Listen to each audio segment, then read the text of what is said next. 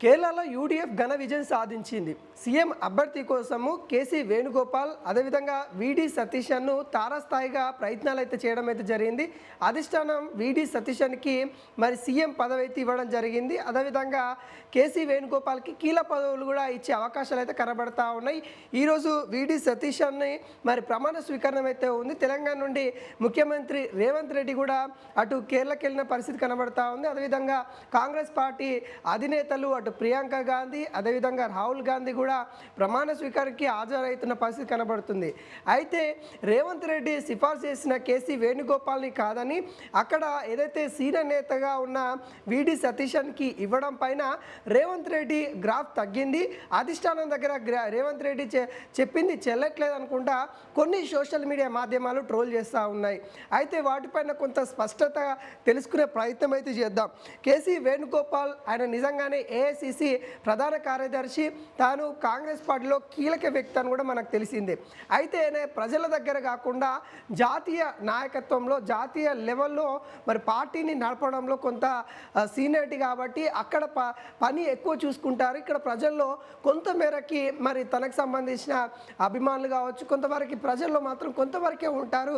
అదే వీడి సతీశన్ మాత్రం ఆయన ప్రతిపక్షంలో గత 5 సంవత్సరాల నుండి కావచ్చు, గతంలో కావచ్చు తను కొట్లాడుతూనే ఉన్నారు, ప్రజల పక్షంలో ఉన్నారు. కాబట్టి ఆయనకి ప్రజల నుండి భారీ ఎత్తున మద్దతు ఉంది కాబట్టి తనకి పదవి ఇవ్వాల్సింది అన్నట్టుగా అటు ప్రజలు కోరుకుంటా ఉన్నారు. కాబట్టి ప్రజల యొక్క ఏదైతే అభిప్రాయం ఉంటుందో దానికి పార్టీ అధినేతలు గౌరవం ఇచ్చేసి అక్కడ వీడి సతీషన్ని సీఎం పదవి చేపట్టారు.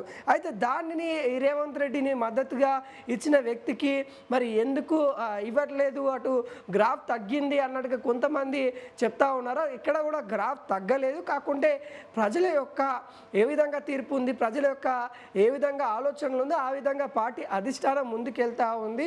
కేసీ వేణుగోపాల్ కూడా అదే ప్రాతినిధ్యంగా కలిగించే విధంగా అధిష్టానం చూసుకుంటుంది. ఆయనకి జాతీయ స్థాయిలో ఆయనకి నేత కాబట్టి తనను అసలు ఎవరు మద్దతు అవసరం లేకున్నా కానీ ఇక్కడ గవర్నమెంట్ ఉండే అవకాశం ఉంది. కాకుంటే ఆయనే ఏంటంటే ప్రజల యొక్క తీరు ఏ విధంగా ఉంది, ప్రజలు ఎవరు కోరుకుంటా ఉన్నారు అన్నట్టుగా కేసీ వేణుగోపాల్ కూడా సతీషన్కే ఇవ్వండి అన్నట్టుగా తను కూడా ఒప్పుకున్నాడు కూడా కనబడతా ఉంది. ముందుగా తను కూడా ప్రయత్నం చేశారు, కాకుండా ఆ ప్రయత్నం అనేది కూడా ప్రజల నుండి కొంతవరకు చెప్పిన విధంగా అంటే కొన్ని అనాలిసిస్ వాళ్ళు చేసుకున్న తర్వాత నిజంగానే సతీషన్కి ఇస్తే బాగుంటుంది అని కూడా కేసీ వేణుగోపాల్ అనుకోవడం ద్వారానే ఇచ్చారు. అక్కడ ఏదైతే ప్రాంతీయ సమీకరణలను బట్టి మాత్రమే సతీషన్కి సీఎం పదవి ఇచ్చారు అన్నట్టుగా మనకైతే క్లియర్ కట్గా తెలుస్తూ ఉంది.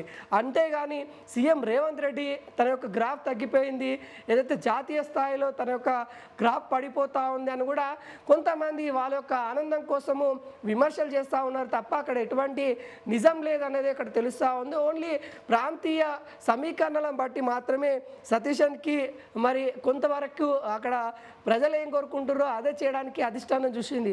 ఇంత మాత్రాన రేవంత్ రెడ్డికి భారీ షాక్, అధిష్టానము తన యొక్క మాట వినట్లేదని కూడా ఇష్టం వచ్చినట్టు కూడా వార్తలు ప్రచారం చేస్తూ ఉన్నారు కొన్ని మీడియా ఛానల్ అన్నట్టుగా మనకైతే తెలుస్తూ ఉంది.